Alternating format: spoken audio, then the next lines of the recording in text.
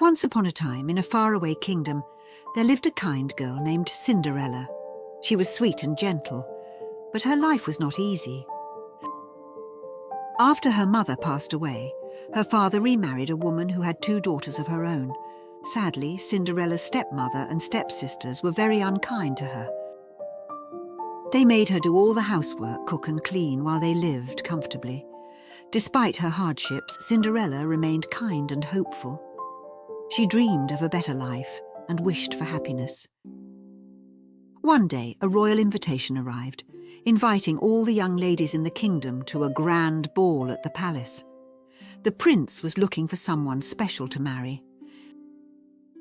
"A ball? Oh, how wonderful!" the first stepsister exclaimed, her brown eyes sparkling with excitement. "We must prepare our finest gowns," added the second stepsister, her hazel eyes wide with anticipation. The mother, with a gleam of excitement in her green eyes, smiled approvingly. "Indeed, my daughters, you must look your best for the prince," she said.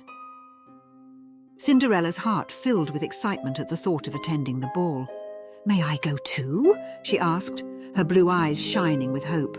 But her stepmother's smile vanished, replaced by a sneer. "You, go to the ball!" she mocked. "You have nothing to wear and no place among us." She tore Cinderella's dress to shreds, shouting cruelly as Cinderella's dreams crumbled. "You're not going anywhere," the stepmother sneered. "This is where you belong." Just when Cinderella felt all hope was lost, her fairy godmother appeared. "Don't worry, my dear," she said with a gentle smile. "I will help you go to the ball. Take me to your bedroom." She looked around Cinderella's modest bedroom and spotted a pumpkin on a sideboard and some mice scurrying around the pumpkin. With a wave of her magic wand, the fairy godmother turned a pumpkin into a magnificent coach, mice into horses, and Cinderella's rags into a beautiful gown with glass slippers.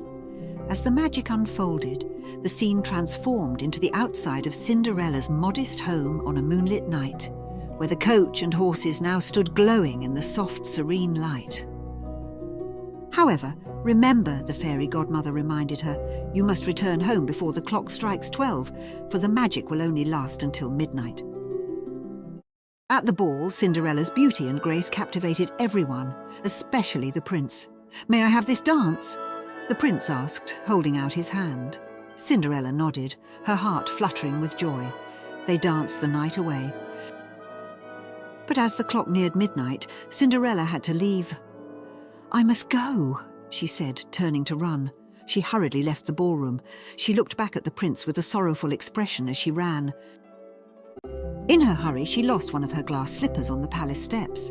She rushed home, leaving the palace in a whirlwind of confusion and whispers. As the clock struck midnight, the magic faded, and Cinderella's splendid gown turned back into rags.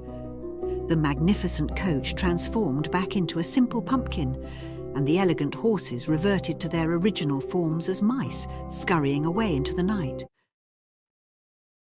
The next evening, the prince discovered the delicate glass slipper on the steps. He announced a kingdom-wide search, vowing to marry the one whose foot fit the slipper perfectly.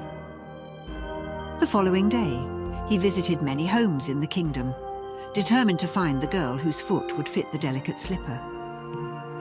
When he arrived at Cinderella's house, her stepsisters eagerly pushed forward, hoping to prove they were the ones from the ball. However, no matter how hard they tried, the slipper didn't fit their feet. Finally, Cinderella tried it on, and it fit perfectly. "It's you!"